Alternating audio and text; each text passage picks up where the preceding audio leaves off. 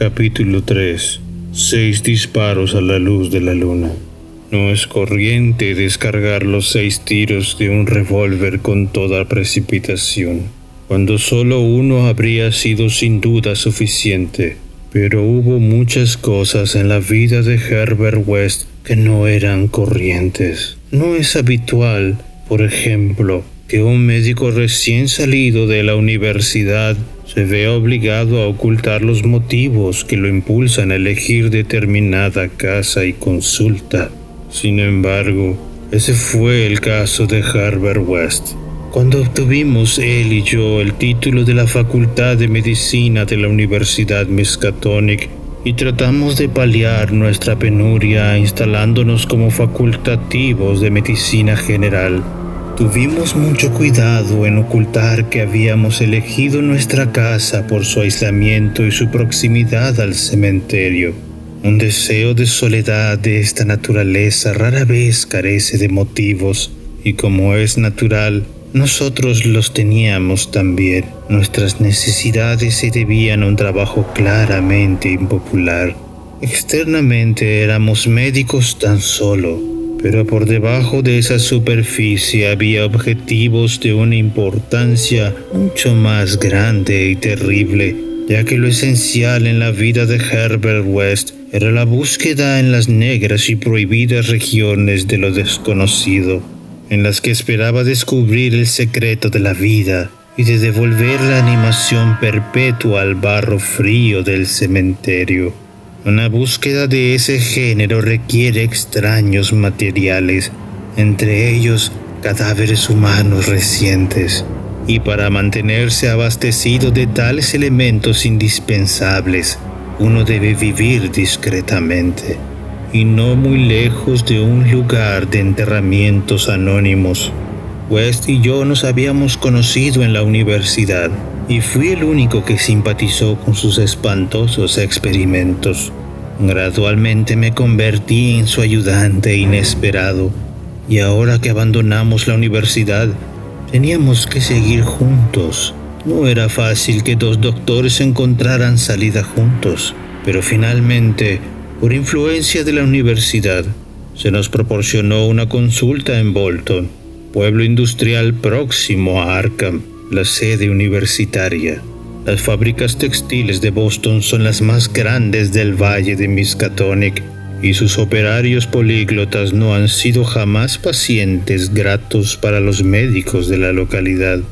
Elegimos nuestra casa con el mayor cuidado y adoptamos finalmente un edificio ruinoso, próximo al final de Pond Street, a 5 números de nuestro vecino más cercano, y separada del cementerio tan solo por una extensión de pradera cortada por una estrecha franja de espeso bosque que hay en el norte.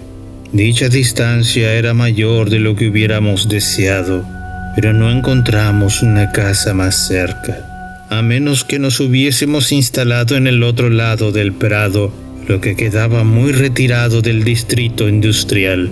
Pero no estábamos demasiado descontentos, ya que no teníamos vecinos entre nosotros y nuestra siniestra fuente de abastecimiento. El camino era algo largo, pero podíamos transportar nuestros mudos ejemplares sin que nadie nos molestase. Nuestro trabajo fue sorprendentemente abundante desde el principio mismo, lo bastante abundante como para satisfacer a la mayoría de los jóvenes doctores, y lo bastante abundante para resultar un aburrimiento y una pesadez para aquellos estudiosos cuyo verdadero interés residía en otra cosa. Los trabajadores de las fábricas eran de inclinación algo turbulentas, así que además de sus numerosas necesidades de asistencia médica, sus frecuentes golpes, cuchilladas y pendencias nos daban mucho trabajo. Pero lo que verdaderamente acaparaba nuestro interés era el laboratorio secreto que habíamos instalado en el sótano. Un laboratorio con mesa larga bajo las luces eléctricas donde, en las primeras horas de la madrugada, inyectábamos a menudo las diversas soluciones de West en las venas de los despojos que sacábamos de la fosa común. West experimentaba febrilmente, tratando de encontrar algo que pusiese en marcha de nuevo los movimientos vitales, tras haberlos interrumpido ese fenómeno que llamamos muerte, pero chocaba con los más horrorosos obstáculos. Una solución debía tener una composición especial según los distintos tipos. La que servía para conejillos de indias no valía para los seres humanos, y cada clase requería sensibles modificaciones. Los cuerpos tenían que ser excepcionalmente frescos, dado que una ligera descomposición del tejido cerebral hacía imposible que la reanimación fuese perfecta. En efecto, el mayor problema estaba en conseguir cadáveres suficientemente frescos. Las consecuencias de una animación parcial o imperfecta eran mucho más horrendas que los fracasos totales, y los dos teníamos recuerdos pavorosos de ese tipo de resultados. Desde nuestra primera sesión demoníaca en la granja deshabilitada de Middle Hill, en Arkham, nos dejábamos de sentir una secreta amenaza, y West, aunque en casi todos los sentidos era un autómata frío, científico, rubio y de ojos azules, confesaba a menudo, con un estremecimiento, que le parecía que era víctima de una furtiva persecución. Tenía la impresión que lo perseguían, ilusión psíquica debida a sus nervios trastornados, y aumentaba por el hecho innegablemente perturbador que al menos uno de nuestros 3 ejemplares reanimados aún seguía vivo. Se trataba de un ser espantoso y carnívoro, el cual permanecía encerrado en una celda acolchonada de Sefton. Había otro, además el primero, cuyo exacto destino nunca llegaremos a saber. Tuvimos bastante suerte con los ejemplares de Bolton, mucha más que con las de Arkham. Aún no hacía una semana que estábamos instalados cuando nos apoderamos de una víctima de accidente en la misma noche de su entierro, y conseguimos que abriese los ojos con una expresión asombradamente lúcida. Antes que fallara la solución, había perdido un brazo. De haber tenido el cuerpo íntegro, quizá hubiésemos tenido más suerte. Entre esa fecha y el siguiente mes de enero, efectuamos 3 ensayos más. Uno fue un fracaso total. En otro, conseguimos un claro movimiento muscular. En cuanto al tercero, el resultado fue estremecedor. Se levantó por sí solo y emitió un sonido gutural. Luego vino un periodo de mala suerte. Descendió el número de entierros, y los que se efectuaban eran de ejemplares demasiado enfermos o mutilados para poderlos aprovechar. Seguíamos la pista a todas las defunciones y circunstancias en que éstas ocurrían con cuidado sistemático. Una noche de marzo, sin embargo, conseguimos inesperadamente un ejemplar que no provenía de la fosa común. El puritanismo imperante en Bolton tenía prohibida la práctica del boxeo, lo que no dejaba de tener las lógicas consecuencias. Los combates mal dirigidos entre los obreros eran cosa corriente, y de vez en cuando traían de fuera algún campeón profesional de escasa categoría. Esa noche de finales de invierno había celebrado un combate de este tipo, evidentemente con desastrosas consecuencias, ya que vinieron a buscarnos 2 polacos asustados, suplicándonos en un lenguaje casi incoherente que atendiésemos un caso muy secreto y desesperado. Le seguimos hasta un cobertizo abandonado, donde todavía quedaba un grupo de espectadores extranjeros, observando asustados un cuerpo negro yacía exánime en el suelo. En el combate se enfrentaron Kit O'Brien, un joven torpe y ahora tembloroso, con una nariz ganchuda muy poco irlandesa, y Buck Robinson, el betún de Harlem. El negro fue noqueado, y tras un breve examen nos dimos cuenta que no se recuperaría. Era un ser repugnante, con pinta de gorila, unos brazos anormalmente largos, que me parecían de manera inevitable patas anteriores, y una cara que irremediablemente hacía pensar en los secretos insondables del Congo y una luna misteriosa. El cuerpo debió tener peor aspecto en vida, pero el mundo contiene mucha fealdad. Aquella gente despreciable estaba asustada, ya que no sabían qué podía exigirles la ley si el caso llegaba a conocerse, y se sintieron agradecidos cuando West, a pesar de mis involuntarios estremecimientos, se ofreció a librarles del cuerpo en secreto, puesto que conocía muy bien sus intenciones. Había una luna resplandeciente sobre el paisaje sin nieve, pero vestimos el cadáver y lo llevamos a una casa entre los dos por las calles desiertas y el campo. Del mismo modo que transportamos un cadáver parecido una horrible noche en Arkham, nos dirigimos a casa por el campo de atrás.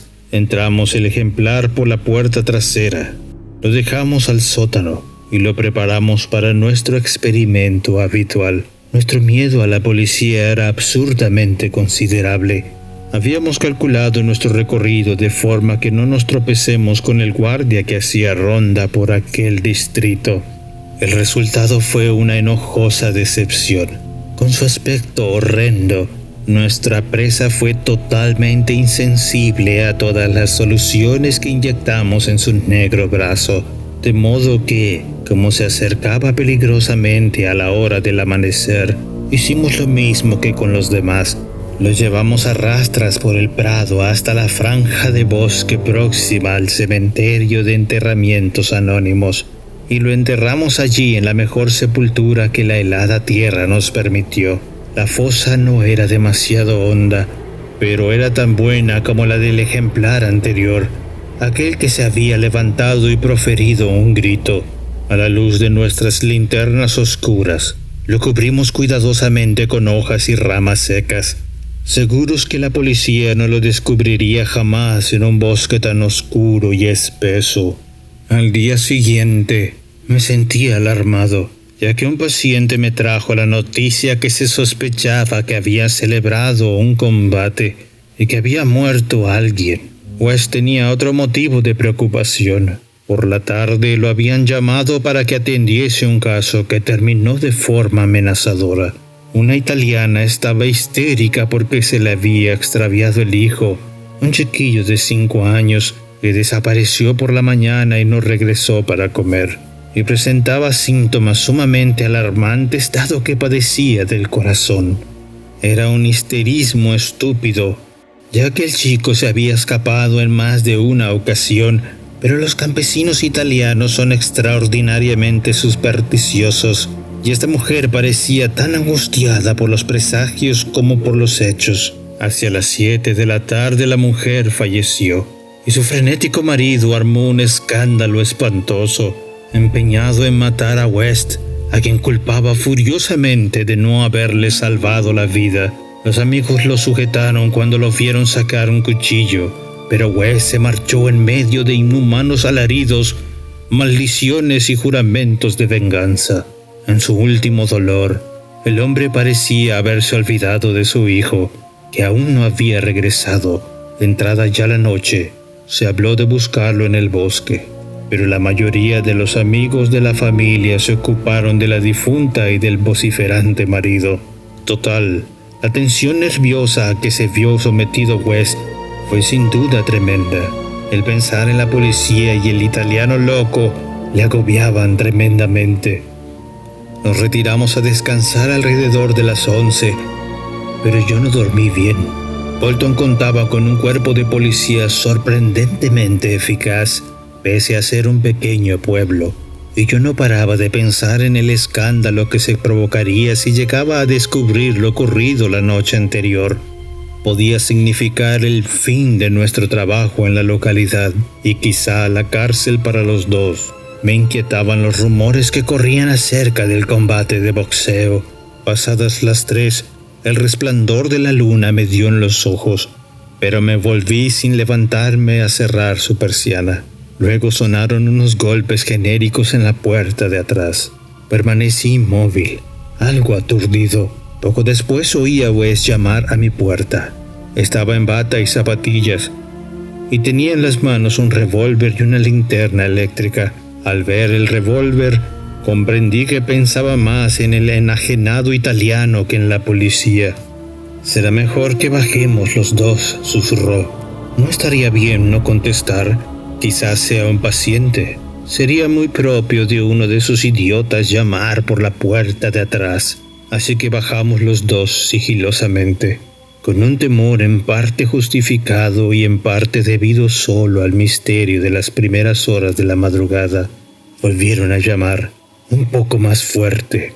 Al llegar a la puerta, corrí el cerrojo cautelosamente y abrí de par en par. Y al revelarnos la luz de la luna la figura que teníamos delante, West hizo algo muy extraño. A pesar del evidente peligro de traer sobre nuestras cabezas la temida investigación policial, cosa que felizmente evitamos por el relativo aislamiento de nuestra casa, mi amigo súbita, excitada e innecesariamente, vació las 6 recámaras de su revólver sobre nuestro nocturno visitante, porque no se trataba del italiano ni de la policía, recordándose horrendamente contra la luna espectral. Había un ser gigantesco y deforme, inconcebible salvo en las pesadillas, una aparición de ojos vidriosos y casi a 4 patas, cubierta de hojas y ramas y barro, sucia de sangre coagulada, la cual mostraba entre sus dientes relucientes una cosa cilíndrica, terrible, blanca como la nieve, que terminaba en una mano diminuta.